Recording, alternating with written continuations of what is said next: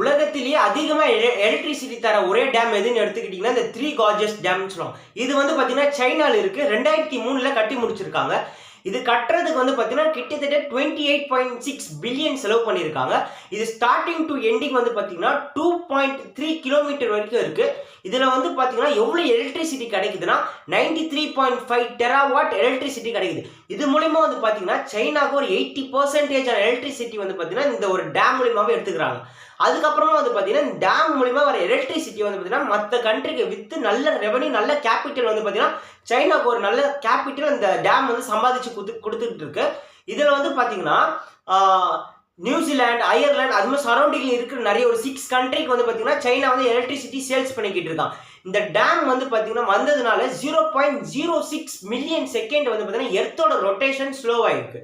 ஏன்னா moment of inertia உங்களுக்கு தெரியும்னு நினைக்கிறேன். ஒரு ஸ்பின்னிங் வீலில் வந்து நீங்கள் நடுவில் நின்று வச்சுக்கோங்க, ஸ்பீடாக சுற்றிக்கிட்டே இருப்பீங்க. இதே நீங்கள் வந்து பார்த்தீங்கன்னா கையை வந்து ஃப்ளாட்டாக வந்து டைட்டானிக் போஸ்ட் கொடுத்து நின்னீங்கன்னா முன்ன சுற்றின ஸ்பீடை விட வந்து பார்த்தீங்கன்னா ஸ்லோ ஆகிடுவீங்க. இதுக்கான அர்த்தம் என்னன்னு வந்து பார்த்தீங்கன்னா மொமெண்டம் ஆஃப் இனர்ஷியா.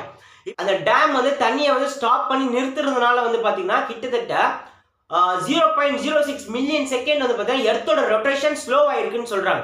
இன்ஃபர்மேஷன் ரொம்ப புதுசாக இருந்தால் ஷேர் பண்ணுங்கள், சப்ஸ்கிரைப் பண்ண மறந்துடாது.